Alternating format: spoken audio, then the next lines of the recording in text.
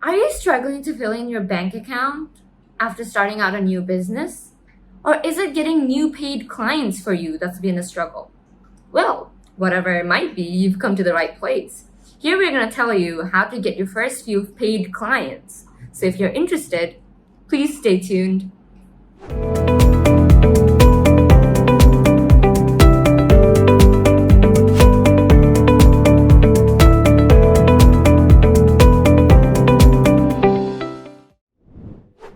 Hi guys, I'm Anarsi and welcome to Startup Lounge.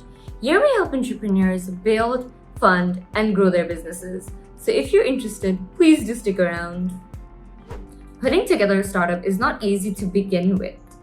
And nowadays, investors expect you to already have a customer pool and generate revenue even before you approach them for funding. And that is just not pleasant. But it's just the reality these days. We can't do anything about it. So, not only do you have to come up with an idea, you have to validate it, you have to build a solution, and then quite inevitably, you're gonna have to sell it too. Now, the last part is where the complicacy all begins. Who do you sell it to? How do you sell it?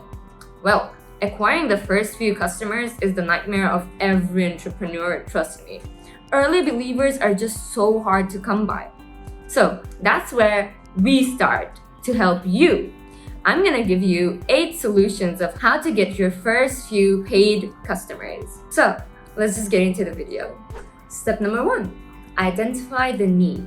Most startups do not launch the perfect product on the first go. It just doesn't happen that way.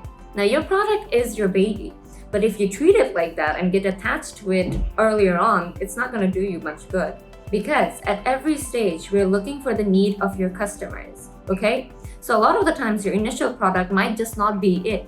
It might need a lot of tweaks, it might need an overhaul sometimes, just to fit into the real need of customers. Now, what can you do to identify the need of your customers? Now, for example, you're making an alternative for Uber. The best thing to do then would be look for the complaints people make about Uber so that you can make your product much better and easier to sell. And how can you do that? All you have to do is Google search for Uber complaints or do a Twitter search for Uber problems. This is going to directly connect you to the person who complained about it. So then you can start generating your own customers from these complaint pools and also edit your product in a way that it fits perfectly with them. Isn't this a great idea? Please do try it out, okay? Step number 2, identify your market. Now, once you've clearly established the need, the next step is to know who you're going to sell your products to. Now, this step is very important because customer acquisitions just do not work if you do not know your target audience. So, you can try this to get to know your market better. Make a list of all your products and then identify their value. After that, all you have to do is figure out who is going to benefit the most from the value that your product has to offer. And then that would be your market. A mistake that a lot of entrepreneurs end up doing is making a product that is made for everybody. Now that really doesn't work out well. That's because your product cannot cater to everybody's needs from the get-go. You should always start with a niche. For example, defining your customers as all of Indie Hacker readers is not going to work out well for you. But what you can do is boil it down to the developers who read Indie Hacker. Now, as you can see, companies such as Facebook has started out with a niche too. Their first few adopters were just elite college students. And then there's SoundCloud, who started with just producers who wanted to share their sound globally. This is gonna work out for you too if you do it as we told you to, okay? Step number 3, position your product as the answer. Now that we have identified the need and the needy, the next question becomes, how do you want your product to be recognized in the market? Now, you have to remember that you are pulling the customers. You're not shoving your products at them. So, I'm gonna help you position your product better. I'm gonna put a chart on the screen right now, and that's gonna help you position your product better. Now that you're assured of how you want your product to be recognized in the market, you're gonna be able to communicate its value to the customers. You can articulate the benefits they're gonna get from it and the problems that it solves. This is going to be the marketing strategy of your company. Step number 4, identify the ideal customer. Now, do not get confused. This is not the same as identifying the market. You have to build a profile for the ideal buyer. And for that, you have to keep in mind that this is the person who is going to derive the most value out of your product. And to build this ideal profile, you're going to have to refer to the industry type, to the amount of employees, to the annual revenue, and technologies used, etc.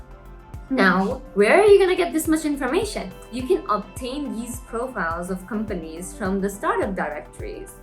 And then contrast the list with your ideal profile list. And that is going to help you narrow down your selection. And after that, all that's left is to look for additional information on them, such as their emails. And then after you got their emails, all you gotta do is just reach out to them with your prospects. Step number 5, and that is use your own network for acquiring your first customers. Now, your network could be the past people that you've worked with, your family, and your friends. Annoy them.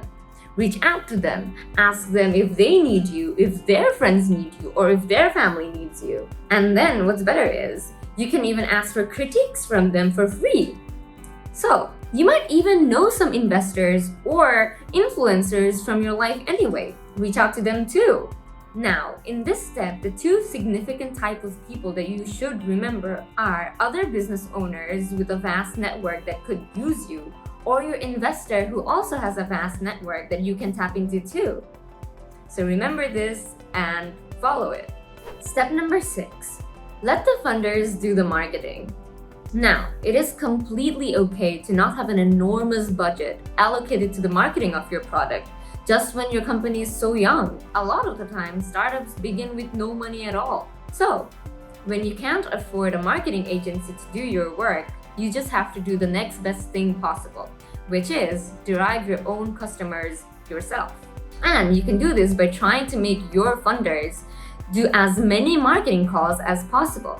Now, this is because they're the best people that understand your product and your company. Now, they can react the fastest to all the discoveries of failed sales call attempts.